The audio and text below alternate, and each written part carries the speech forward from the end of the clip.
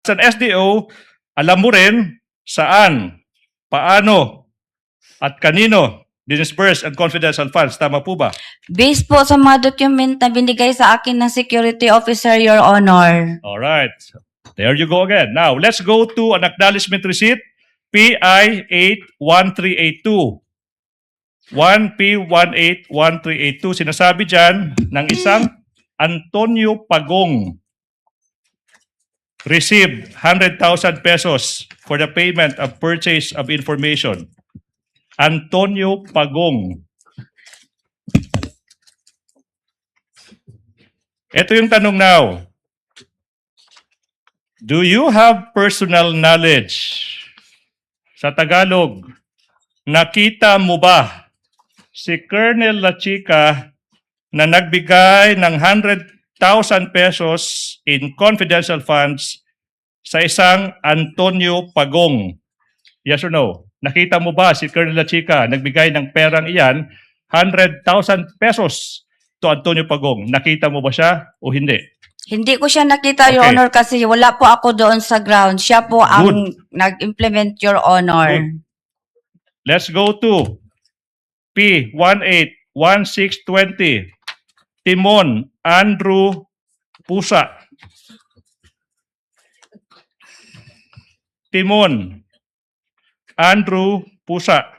Nakatanggap ng 100,000 pesos rental of transport vehicle. Same sagot ba? Hindi nyo nakita si Colonel Lachica nagbigay ng pera, hindi po 1,000, 100,000 pesos sa isang Timon Andrew Pusa. Hindi po ba? Hindi ko po, kasi wala ako doon, Your Wala po Honor. kayo doon. Disburse ko lang sa kanya ang pera. Siya po ang nag-implement. Crystal clear. Let's go to PI 81069. PI 81069. This time, isang Don Piang. Don Piang received 250,000 pesos for the payment of rental transports. Hindi nyo rin nakita si Lachica na nagbigay ng 250,000 pesos sa isang Don Piang.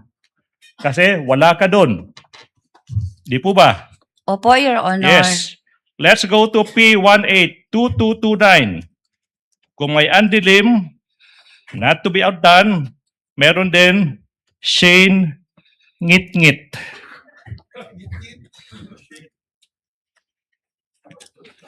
Translation, Ngit-Ngit, Bisaya for madilim. Nakita nyo ba si Lachica na nagbigay ng 150,000 pesos sa isang Shane Ngit-Ngit o hindi mo rin nakita? Di po ba? Hindi ko nakita, Your Honor, kasi wala po ako doon sa ground. Si Colonel Lachica po, na security officer, siya po ang nag-implement, Your Honor. Hindi ko nakita kasi wala ako sa ground. Good. Now, last. May isang acknowledgement receipt. P18612. I should be careful. Binigay sa isang Suniso Belat. Suniso Belat. Tanong, nakita mo ba si Colonel Lachica na nagbigay ng 100,000 in confidential funds sa isang Suniso Belat? Hindi ko po nakita, Your Honor, kasi wala po ako sa ground. Siya po ang security officer namin, Your Honor, at siya po ang nag-implement ng mga confidential operation, Yes, Your Honor. Therefore, Madam, sino po, kung meron man, ang nag-verify na totoo, sakto, legal lahat ng ginawa ni Colonel Lachica? Nag-verify po ako sa kanya, Your Honor. Oh. Tinanong ko po siya, Your Honor. Tapos yun ang sagot niya, Your Honor. Ma'am Gina, yung mga dokumento na binigay ko sa iyo, yan po ang mga resibo na magpapatunay, Your Honor, na nagamit po ang pera ng confidential fund at saka at Ma'am Gina, wala po kayo. Those are sensitive matters, sensitive operation po, Ma'am Gina. Mhm. Confidential po yun. Okay, let me continue. So therefore, Madam Witness, in verifying kung tama yung sinasabi ni Colonel La Chica, sa pagbe-verify na yan, sa dinami-dami ng tao sa buong mundo, yung tinanong mo pa rin to verify is the same person, Colonel La Chica. Tama po ba? Hindi mo rin nalibog na po ka. Opo, I will not, I will move on. taas manggod ang... I will move on, Your Honor. Now, sinabi mo, you all rely on Colonel La Chica.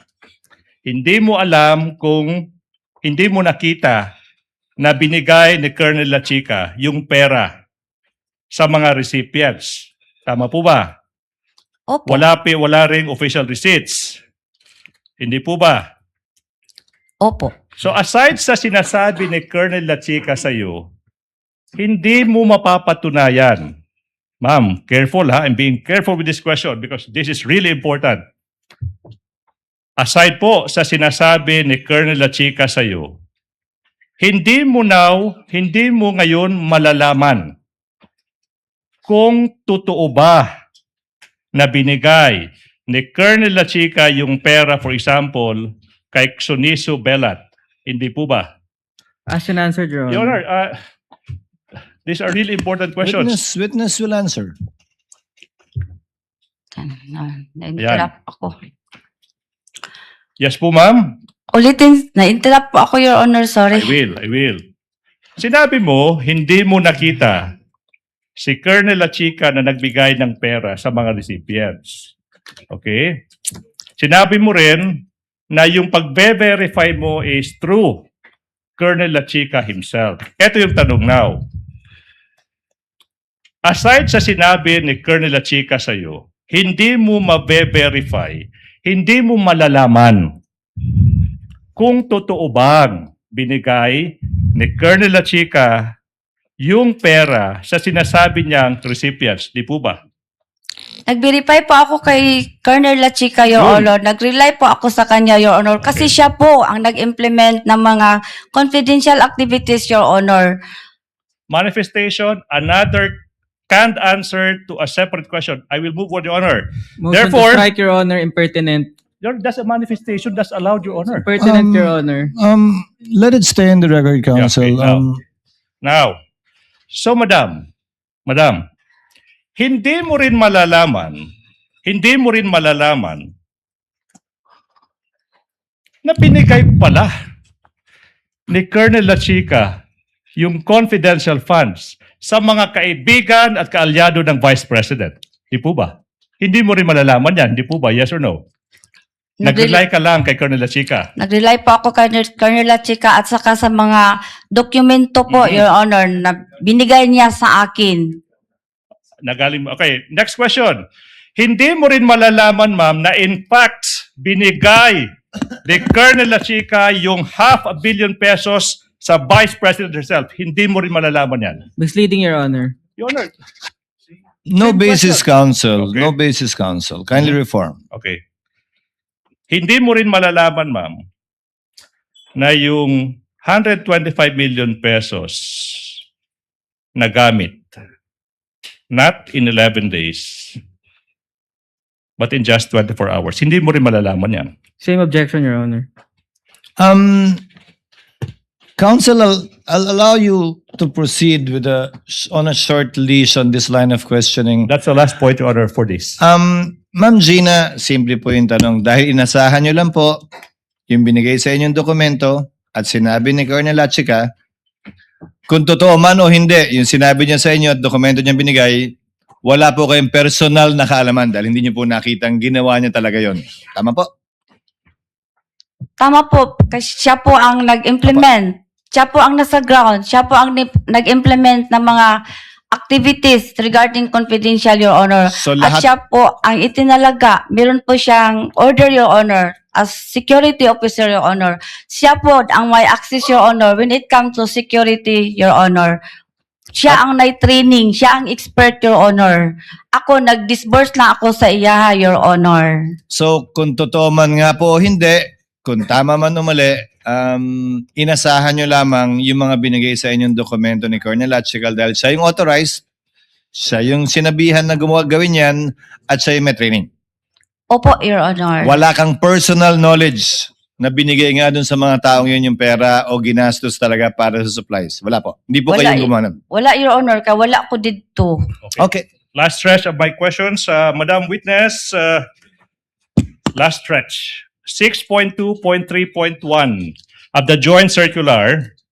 Repeat, 6.2.3.1. Sinasabi ng joint circular na ikaw ay required to submit a liquidation report. Tama po ba? Opo, Your Honor. In fact, nag-submit ka ng liquidation report dated January 10, 2023. Okay? For the Office of the Vice President sa paggamit ng confidential funds. Hindi po ba? Opo, Your Honor. Excuse And- me, Your Honor. Pwede yeah, mga yeah, yung ma'am. kopya. Yes, ma'am. We will do that.